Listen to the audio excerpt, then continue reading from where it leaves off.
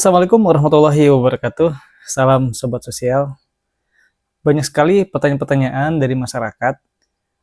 Mengapa orang-orang kaya yang ada di sekitarnya itu mendapatkan bantuan sosial?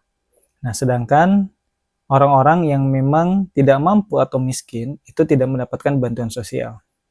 Nah, fenomena-fenomena ini yang memang sering terjadi di masyarakat kita. Nah, kira-kira apa yang menyebabkan itu semua? Sebelum kita bahas, silahkan like and subscribe dulu channel ini agar channel ini bisa berkembang. Yuk kita bahas. Baik Bapak Ibu, Sobat Sosial semuanya, kenapa fenomena-fenomena yang tadi saya sebutkan itu terjadi di masyarakat? Nah, kita harus berpikir dari sudut pandang yang berbeda.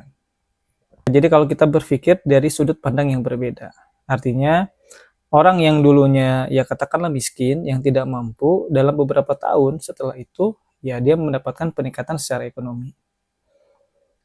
Dan memang ada juga yang tadinya memang dia kaya, ya, yang memang dia tadinya mapan, ya, pada saat pendataan, ya, sehingga pada saat beberapa tahun setelahnya ada perubahan secara ekonomi dan dia secara lapangan dia menjadi keluarga yang memang miskin atau tidak mampu.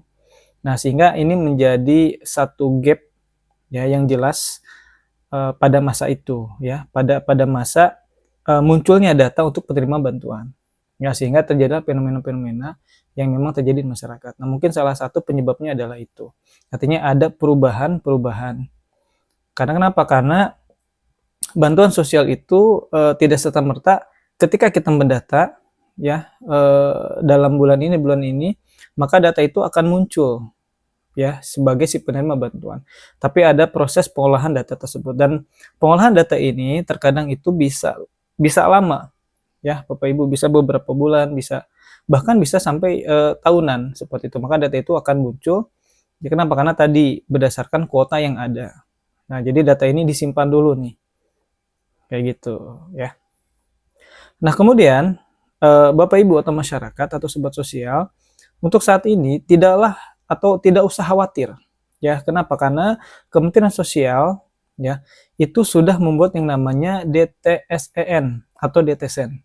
Nah, di mana DTSEN ini merupakan data tunggal sosial ekonomi nasional, di mana data ini merupakan perpaduan dari 3 pangkalan data utama.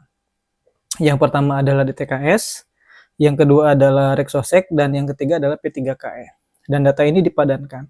Sehingga nantinya data ini akan menjadi acuan bagi Kementerian Sosial untuk menyeluruhkan siapa yang nantinya berhak menerima bantuan. Dan ini pun didukung dan didorong ya dengan adanya survei DTSEN itu ya, sehingga nantinya survei di lapangan ini merupakan survei real nyata sesuai dengan keadaan kondisi pada saat itu. Ya, dan ini akan menjadi acuan untuk penyaluran di tahap-tahap selanjutnya. Seperti itu. Nah, jadi sobat sosial tidak usah khawatir bahwa akan ada yang namanya gap lagi, akan ada yang namanya miss dalam penyaluran. Kenapa? Karena sekarang sudah difasilitasi dengan adanya DTSEN ini. Ya, mudah-mudahan itu bisa menjawab gelisah dari sobat sosial semua. Ya, jangan lupa like dan subscribe channel ini. Semoga channel ini bisa bermanfaat.